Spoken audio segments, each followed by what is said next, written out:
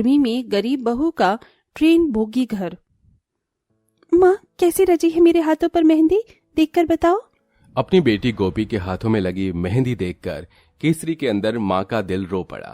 सदके जावा, जरा देखो तो मेरी बेटी के हाथों पर कितनी सुंदर मेहंदी रची है और कितना गहरा रंग भी चढ़ा है। पता है लाडो, जिस लड़की के हाथों की मेहंदी जितनी ज्यादा रंग लाती है ना, उसका पति उसे उतना ही ज्यादा प्यार करता है। लेकिन केसरी को इस बात का अंदाजा भी नहीं था कि मेहंदी के चढ़े गहरे रंग के साथ गोपी की जिंदगी में शादी के बाद कितने दुख आने थे। केसरी ने एक अकेली माँ होकर भी लोगों के घरों में झूठे बर्तन मांज कर गोपी को पाला पोसा था। आज उसकी शादी होने जा रही। शादी में आए सब रिश्तेदारों के मुंह फूले हुए थे। ओहो, ये गर्मी तो कांटे नहीं कटती। मैं तो गलत ही आ गई ऐसे करीब शादी में। अरे केसरी भाभी, कम से कम बेटी की शादी कर रही हो तो एक आध टेबल पंखे का इंतजाम कर लेती मेहमान के लिए। उबलने वाली गर्मी हो रही है। अपनी माँ केसरी को यूं कोसते देखकर गोपी चुप न रह सकी और रोते हुए बोली, महू अब्बुआ, हम गरीबों को तो इस गर्मी में दिन काटने की आदत है, लेकिन आपसे नहीं सही जाती तो आप चली जाइए। आपके बिना भी मेरी शादी हो जाएगी। बाप री, जरा तेवर तो देखो छोरी के, जैसे कि महलों की दुल्हन बनने जा रही हो। भूल मत, गरीब घर में ही ब्याह कर जा रही है तू, और यहाँ रुकने की पड़ी भी किसको है। जा रही हूँ मैं। अरे जीजी, फेरे पड़ने तक तो रुक जाओ। ये तूने क्या किया गोपी? माँ, ऐसे रिश्तेदारों के साथ रिश्तेदारी निभाई है क्यों, जो दुख गरीबी को समझने की जगह और ताने मारे। गोपी ने अपने मायके में बचपन से ही बहुत दुख देखे थे। इन्हीं दुखों में उसमें सहने की क्षमता ला दी थी। जैसे तैसे आंगन में मड़वा गाड़ा गया। पुरानी धुरानी सी साड़ी पहनकर माँ केसरी ने उसे सजा दिया। गर्मी इतनी थी कि टप टप पसीना बह रहा था। मैं ये जींस नहीं पहनूंगा।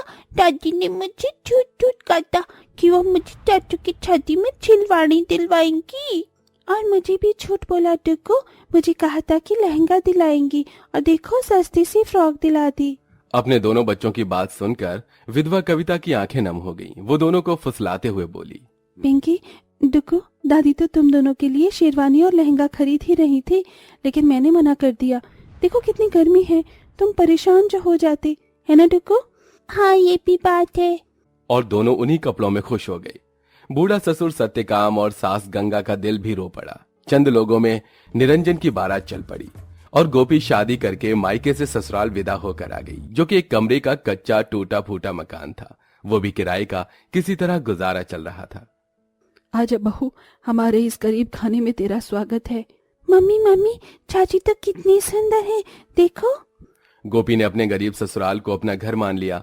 निरंजन राजमिस्त्री के काम में ठेकेदारी किया करता था, जिसमें उसकी ठीक ठाक कमाई होती, जिससे कि 2 वक्त की रोटी की कमी नहीं होती। बीतते समय के साथ गोपी गर्भवती हो गई। सुनो जी, मैं माँ बनने वाली हूँ और तुम पिता। ससुराल वाले बहुत खुश हुए, लेकिन निरंजन ने बच्चे को नकार दिया। देखो गोपी, मैं पहले ही इतने बड़े परिवार का खर्चा चलाकर बहुत परेशान हूँ। फालतू में और बोझ मत बढ़ाओ। अरे ये तो क्या कह रहा है निरंजन? अरे बच्चे भगवान की देन है, और वो नन्ही सी जान आते ही तुझसे दाना पानी नहीं मांगने लग जाएगा ना। ये बच्चा इस परिवार में जरूर आएगा। गोपी ने सत्यकाम की बात मानकर बच्चा रख लिया, जिस वजह से निरंजन को खूब चिढ़ मची। वो अपनी जिम्मेदारी से भागने लगा और दारू की लत लगा ली। साथ ही जुआ खेलने लगा। कर्जदार और मकान मालिक दरवाजे पर चढ़ आए। अरे ओ सत्यकाम, चलो घर खाली करो सबके सब। लेकिन हमसे गलती क्या हुई है? मालिक किराया तो टाइम से भर रहे हैं हम। अरे इससे पूछो जिसे तेरे दारूबाज बेटे ने मोटा कर्जा लिया है। देख बुड्ढे, मेरा कर्जा तू दे दे वरना। कर्जदार ने गरीब गर्भवती बहू की आंखों के सामने ससुराल वालों को बहुत जलील किया। एक एक सामान बेचकर उन्होंने कर्जा भर दिया। कम पड़ने पर गोपी ने अपने गहने भी उतार कर दे दिए। ये लो, सब ले लो। गरीब बहू के साथ पूरा ससुराल उस भीषण गर्मी में बेघर होकर सड़क पर आ गई। परिवार के पैरों में चप्पल भी नहीं थी, न सिर पर छाया। जमीन गर्म थी और गर्मी से भट्टी की तरह सुलग रही थी। बच्चों के नाजुक पैरों में छाले पड़ गए। माँ, दादाजी, दादी जी, घर चलो ना। ये झलक पर बहुत गर्मी हो रही है, मेरे पैरों में वही माँ हो रही है। हाँ माँ, देखो मेरे पैरों में भी कितने छाले निकल गए हैं। अब तो ये दुख सहना ही पड़ेगा बच्चों।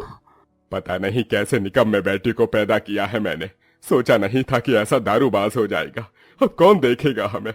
सबकी हिम्मत टूटती दिखाई दे रही थी। तभी बहू ने हिम्मत से कहा, बाबूजी, आपकी ये बहू है ना, मैं बनूंगी आपका बेटा, मैं चलाऊंगी ये परिवार।